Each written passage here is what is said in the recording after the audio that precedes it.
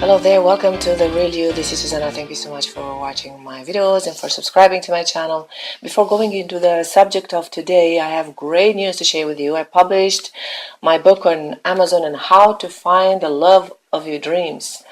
And I went through it, and it's a real powerful tool to use when you want to open your heart and you want to find real love possibilities. It is a mix of EFT and NLP. And if you're a bit familiar with these techniques, you can do it yourself, and you can save lots of time and money on therapy, as it goes quite deeply and it's extremely efficient. You can do it all by yourself and in your own rhythm. You might want to get yourself a copy. It's available in a Kindle format as well as in print.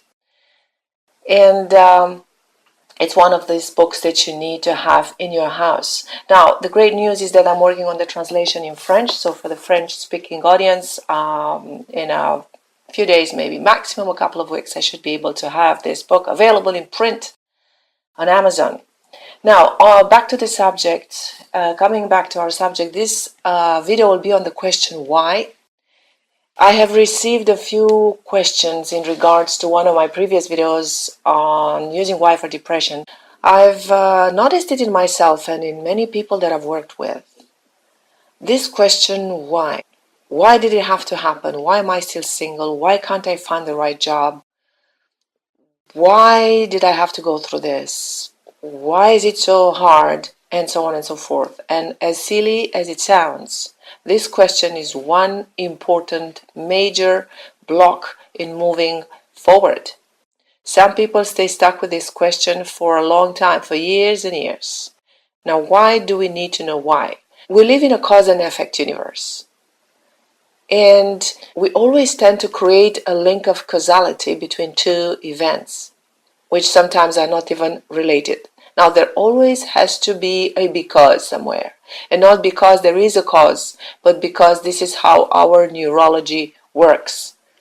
The question why touches one of the most fundamental functions of your nervous system, of your brain, which is causality. Our nervous system is set to function that way, and depending on how it is used, it could work for you or against you. In any case, we cannot escape it. We'll always look for the cause. Why are we here?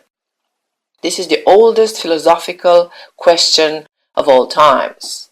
Now, most of the times, we're using it in the wrong way, asking why when something bad or negative happens.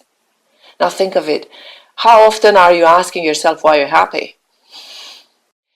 When we are using it in a negative context, this question will make your brain search for ideas that will justify the problem.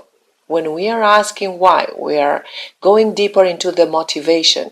So if the subject that we're discussing about is negative, not only that we trigger negative reactions, but we're also forcing our neurology, our mind, to keep focusing on the problem. On the contrary, if we're talking about a positive experience, it only amplifies positive states.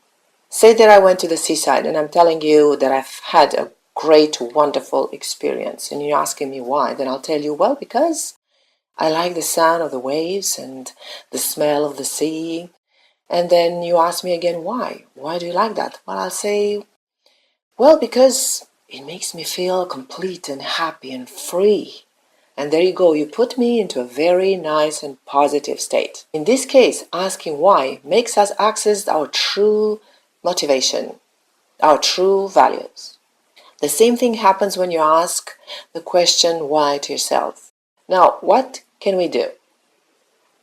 Firstly, you have to stop using this word, this question why, unless you are using it consciously and only for positive and pleasant situations in order to elicit positive states. Else, forget about it. In the conversations that you're having with yourself, your inner dialogue, simply take that negative scenario that you're questioning, turn it into the positive that you want to experience, and ask yourself why.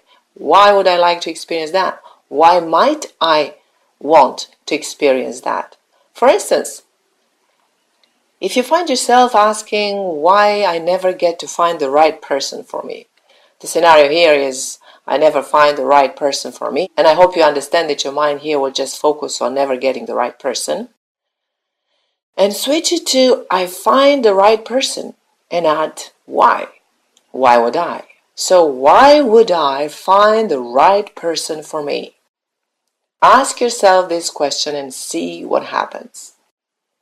Now, another aspect that you might want to consider, that you might need to know, is that one of the reasons for which we're asking the question why is because our neurology, our nervous system, the way we're programmed, is asking us to extract learnings from each experience.